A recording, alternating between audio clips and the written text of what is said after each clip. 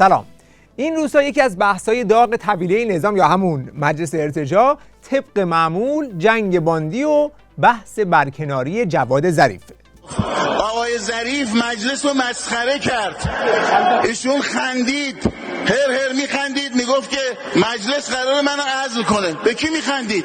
به ریش کی میخندید؟ این عربده‌هایی که شنیدیم از نتایج همون وفاقیه که پزشکیان از زمان روی کار آمدنش براش تبلیغ میکرد و این وفاق به معنی دعوا نکردن با همدیگر رو تنها راه نجات کشور میدونست. اون وقت چرا باید توی این مملکت با هم اختلاف کنیم؟ چرا باید دعوا کنیم؟ دعوا بی‌معنیه. دعوا و اختلاف مشکل مملکت حل نمیشه. باید با هم دوست بشیم. مبنای کارمون رو بر وفاق و وحدت و انسجام گذاشتیم. یکی از تبلیغاتچی‌های این وفاق بازی و رفیق بازی هم از همون روز اول محمد جواد ظریف بود. وفاق و همدلی یکی از نکاتیه که آقای دکتر پزشکیان از صمیم قلب بهش اعتقاد داره. وفاق به این معنیه که ما بتونیم نظرات یکدیگر رو بشنویم، استفاده کنیم. ظریف میخواست با این حرفا رقباشو خام کنه که ما از نظرات شما استفاده میکنیم، شما هم از نظرات ما استفاده کنید، ولی بعد خر خودشو برونه. اما اون یکی‌ها ظاهراً اصلا تو این فازو نبودن که از نظرات ظریف استفاده‌ای بکنند. خون آقای ظریف بر اساس آب و هوای آمریکا درست شده. مثلا اونجا اکسیژن، اونجا این خون رو کسی که دبیرستان، بعد دانشگاه، بعد نمیدونم سربازش اونجا بوده، کارش اونجا بوده، همونجا زندگی کرده دیگه، با اینا رفیق دیگه. الان شما میبینید دیگه عملا بندی شرمن تو خاطراتش نوشته که ما با اسم کوچیک هم دیگه رو صدا میکردیم. میگفت مای جواد. نگاهش نگاه امام نیست، نگاهش نگاه مقام معظم رهبری نیست. معظم رهبری هم میگه نفوذ انواع اقسام داره، بعضیا عوض شدن. حالا این باند جلیلینا که توی دولت پزشکیان جایی پیدا نکردن، از زمان دولت رئیسی یک قانون گذرونده بودن تا جلوی اومدن افرادی مثل ظریف رو توی حاکمیت بگیرن. این قانون چی میگه؟ گفتن هر کسی که فرزندش تابعیت کشور خارجی داشته باشه حق نداره تو پست‌های حساس حکومت قرار بگیره. ظریف هم که دانشجوی آمریکا بود و وقتی بچهش اونجا به دنیا آمده تابعیت آمریکا گرفته، پس حق نداره طبق این قانون توی دولت باشه.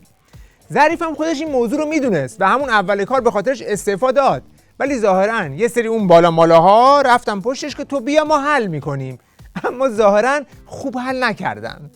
آقای پزشکیان برخلاف نص صریح قانون آقای ظریف رو که فرزندش تابعیت آمریکا داره معاون خودشون کردن. ایشون با تذکراتی که داده شد استعفا داد، ولی با فشارها مجددا برش گردوندن. ما از آقای پزشکیان خواستیم که آقا به قانون تن بدید، اما ایشون لایحه رو برای یک نفر یه قید مهمش رو حذف کرد، ارجاع داد مجددا به مجلس. حالا اینم که ظریف رو برگردونده، نه اینکه پزشکیان خیلی کشته مرده این مالک اعظم بوده، نه، بلکه یه جا تو اتاق خلوتی ازش پرسیدن قضیه چیه، اینطوری بند آب داد. در اونجا در جلسه دیشب برخی از نمایندگان از آقای پزشکیان سوال کردن در مورد همین قضیه آقای ظریف که چرا ایشون رو برخلاف قانون منصوب کردید. ایشون استدلالی که کرده واقعا جای تأسف داره. آقای پزشکیان برگشته گفته که ما آقای ظریف رو آوردیم توی دولت که تبدیل به اپوزیسیون نشه. واقعا باید بگیم جای تأسف هست. یعنی ملاک این که کسی رو به عنوان معاون راهبردی رئیس جمهور منصوب بکنن بر مبنای این نیست که طرف صلاحیت این کار رو داره یا نه. با این دیدگاه آوردن که طرف تبدیل به اپوزیسیون نشه. جای تأسف داره. نمایندگان مجلس آخوندی هم که اساساً کاری به مشکلات مردم که ندارن، تمام هم و غمشون همین دعوای باندیشونه.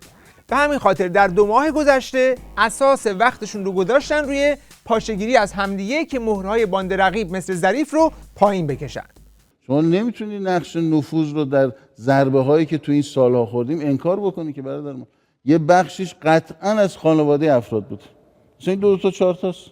بعدم ببینید شما میگید آقا ما یه عده‌ای رو داریم اینا خیلی به درد بخورن میخوایم از اینا استفاده کنیم. بره تابعیت بچه‌هاشو لغو کنه بیاد اینجا. همین الان آقا خیلی ایشون مغزه. ایشون که میگم هر کسی ها ایکس، ظریف نه ایکس. آجا ایشون اول و آخر دنیاست. قانون ما میگه اگر همسر یا فرزندانش تابعیت دارن نمیتونه پست اساس بگیره. الان هم اصلا مونده در ایران فقط ایشونه که باید بیاد این مشکل رو حل کنه. خب واقعا دلش برای این کشور میتپه، بره تابعیت رو لغو کنه. آمریکا $2800 میدی، ما حاضریم هم جمع بکنیم. $2800 میدن، درخواست میکنن. 2 3 آمریکایی میاد یه مصاحبه میکنه وزارت خارجش. 4 رسیدگی میکنن در طول این سالهایی که این فرد تابعیت آمریکا رو داشته با کسب و کاری که کرده، مالیات کسب و کار این سالها رو باش حساب میکنن. اگر این کسب و کارم نداشته، دانشجو بوده، گشنگی میکشیده، درس میخونده، که اصلا مالیات هم نمیده، تمام میشه میره. بعدها یه پیشنهاد دیگه هم روی میز ظریف گذاشتن که اگر میخوای توی این پست بمونی، پسرت باید بره عضو بسیج بشه. من یه راه حل دیگه هم پیشنهاد دادم. طبق قانون آمریکا هر کس تابعیت اون کشور رو داره، اگر در یه کشور دیگه وارد تشکیلات نظامی بشه، خود به خود تابعیتش باطل میشه. هفته بسیج هم هست. نظام جمهوری اسلامی هم که بالاخره نیاز به جان برکف داره، فرزندان آقای ظریف عضو بسیج مستضعفین بشن، به صورت خودکار تابعیتشون باطل میشه، مشکل دولت هم حل میشه. $2800 هم به دولت آمریکا نمیده، لازم هم نیست اصلا بره از اینجا تا آمریکا اون تابعیت رو باطل کنه. ظریف هم که چسبیده به کرسی و به این سادگی‌ها ول کنه قضیه نیست، خودش زد به کوچه علی شب که نه کرسی رو ول کنه و نه تابعیت آمریکایی پسرش رو لغو کنه، چون میدونه که پشتش به عظما یعنی اون بالابانه ها گرمه. از مقام عظما خرج کرد که اگر حمایت‌های آقا در موضوع برجام نبود، تکه بزرگ من گوشم بود. خامنه‌ای هم برای اینکه گرد و خاک‌ها رو بخوابونه، سرکرده نیروی تروریستی قدس رو فرستاد بره کنار ظریف بشینه و یه صحنه دل و قلبه گرفتن بره رو آنتنا که اون طرفیا بفهمن که این یارو سفارش شده آقاست.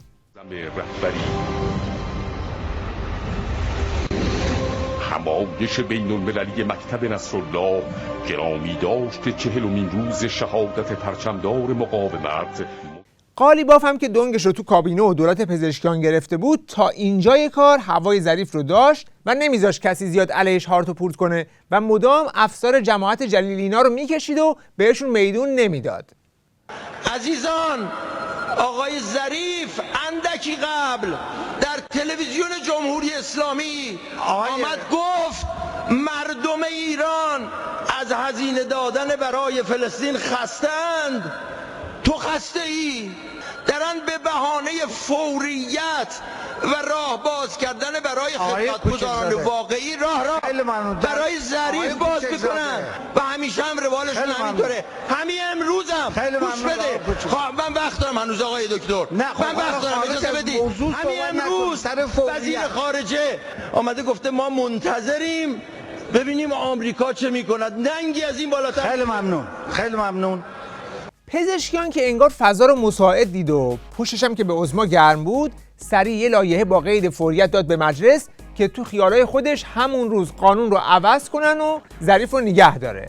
اما اعضای سیرک مجلس آخوندی در یک دهنکجی به عظما فوریت این لایحه رو رد کردن. یعنی گفتن الان نمیریم سراغش، بره تو نوبت تا بعداً بررسی بشه. یک فوریت لایحه اصلاح قانون نحوه انتصاب اشخاص در مشاغل حساس به رأی گذاشته شد. لطفاً در رأی گیری مشارکت بفرمایید.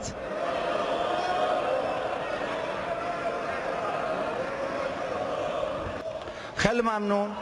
خب این فوریتش رأی نیاورد. از اینجا زمزمه های شکستن وفاق سر زبونها افتاد که مجلس با دولت همکاری نکرد، زد تو پرش و اینا، که اینجا باز خامنه‌ای مجبور شد از طریق یکی از سخنگوهاش خودش رو دوباره بندازه وسط که آقا من گفته بودم که این قانون مربوط به ظریف رو اصلاح کنید. یعنی سخنگوی عظما اومد توییت زد که بله آقا با اصلاح این قانون مربوط به ظریف موافقه، اما این توییت رو هم کسی تحویل نگرفت و لایحه پزشکیان برای قانونی کردن ظریف توی این موضع رفت تو آب نمک. اینا لایحه دادن که ما نظر بدیم کسانی که همسرشون و فرزندانشون تابعیت دارن میتونن مسئولیت بگیرن یا نه. اصلا مجلس اجازه نداد موضوع باز بشه، رد کرد. 207 رای دادن بهش.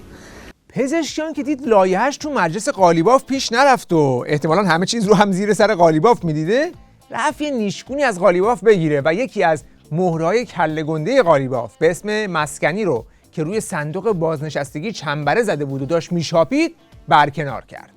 قالیباف که دید اینطوری نوندونی صندوق بازنشستگی از باند خودش خارج شد، گفت اگر از من مهره میزنی منم از تو مهره میزنم. و بعد از 4 ماه که همیشه مدافع ظریف بود، یک دفعه یادش افتاد که ظریف تو این دولت غیر قانونیه. ولی نکته‌ای که در رابطه با آقای ظریف می‌فرمایید، بله من همون روز اولویت هم که اینجا فوریت هم که رأی گیری شد اشاره کردم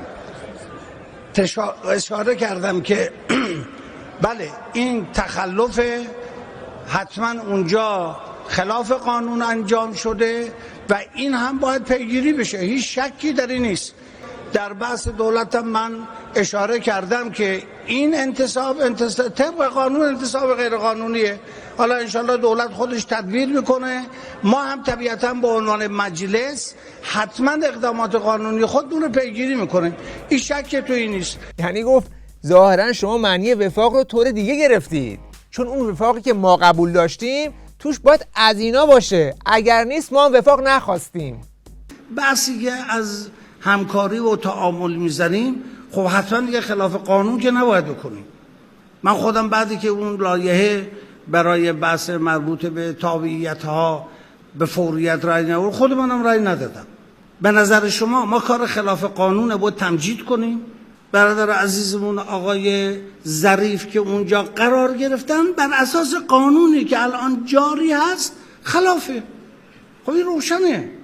من اگه جای آقای ظریف بودم خیلی با ظرافت به آقای پزشکیان میگفتم اجازه بدید این چند صباح هم من نباشم، لایحه‌ای هم که رفته توی مجلس به هر حال اونجا تعیین تکلیف میکنن، اگر قانونی شد من برمیگردم بیام، قانونی هم نشد خب دیگه نیومدم، چون به فوریت رأی ندادم پس وفاق به هم خورده. اینا واقعا اگه اینطوری بشه که اصلا نمیشه کار کرد. وفاقی که بخواد با یک لایه فوریتش رأی نیاره به هم بخوره هم نباشه بهتره. آقای ظریف امروز گفتن که آقای قالیباف گفتن انتصابتون غیر قانونی بود، اونایی توضیح میدید؟ واکنشتون چیه نسبت؟ آقای ظریف البته روشنه که دسته‌بندی‌ها و ترکیب شدن باندا با هم یا زدن به تیپ هم تو نظام ولایت ریشه های عمیقی در منافع و جنگ و دعوا بر سر سهم بیشتر از بخورها و غارت و چپاول داره که داستان مسکنی میتونه یه گوشش باشه. با این حال سر همین مورد هم رسانه‌های هر دو باند قالیباف و پزشکیان به جون هم افتادن و با زدن تیترهایی مثل عبور از وفاق هر کدوم تقصیر شکست این حباب وفاق رو به گردن اون یکی انداختن. با اینکه چند تا وزارتخونه رو تقدیم قالیباف کردن، به خاطر برکناری یک مدیر صندوق بازنشستگی رم کرده و برای دولت خط و نشون میکشه. اینقدر این آدم چیپو به درد نخوره. تهش هم یه کاسب 2000 قبیله‌گراست که هیچ کس جز خودش و اطرافیانش مهم نیستن. آقای پزشکیان چیزی که عوض داره گله نداره. هفته پیش مجلس یه جور دیگه مدیریت شد و اما این هفته نه. برای ثبت در تاریخ میگوییم که برهم زننده مفهوم فیک وفاق خودتون بودید، نه قالیباف. بعضی هم که از این قضیه آمپر چسبوندن پیشنهاد اعدام یا اخراج ظریف رو برای ختم این ماجرا دادن. چرا موضوع اصلی بعضی از همکاران تو این مملکت شده ظریف؟ آقا اصلا مداری ظریف رو اعدامش کنید ببینیم آقایون راحت میشن. مردم مشکل آب دارن، مشکل برق دارن، مشکل اشتغال دارن، مشکل مسائل دیگه دارن. صبح میان توی مجلس ظریف، ظهر میخوایم از مجلس بریم بیرون ظریف. آقا خواهش میکنم از شما اصلا ظریف از این مملکت اخراج کنید تا آقایون راحت بشن. با وجود این گلایه‌ها اما همچنان حملات باندها علیه همدیگه در استبل نظام تمومی نداره. رفته مردک با آمریکا داره میگه ما مذاکره بالاتر از چی هم میکنیم. تو چی کاره این مملکتی؟ من اصلا کار ندارم که این جایگاه رو قانونی گرفته یا غصب کرده. آقا ما اجازه نخواهیم داد این مملکت رو هول بدید تو حلقوم آمریکا. میدونم ممکنه بگی خارج از دستور بود، ولی والله این روزها این خبرهایی که میاد قلب آدمو پاره میکنه. تمام دستاوردهای این خونها رو تو سوریه این حرفها داره به باد میده. مجلس بایستید جلوی اینها، والله و بالله دیر میشه. باند جلیلی اما به پایین کشیدن ظریف قانع نیستند و حمله علیه سایر مهرهای پزشکیان رو هم شروع کردند. علاوه بر ظریف که فرزندانش تابعیت آمریکا دارند و طبق قانون نمیتواند مسئولیت حساس داشته باشد، عارف معاون اول هم به دلیل تابعیت فرزندش منع قانونی دارد و به صراحت قانون دیگر معاون اول نیست. به این ترتیب سوت پایان بازی وفاق که از اولم معلوم بود که تو این گله گورکا توهمی بیش نیست کشیده شد و تنها پیشنهادی که پزشکیان برای حل همه مشکلات داشت دود شد و هوا رفت. وقت بخیر و خدا نگهدار.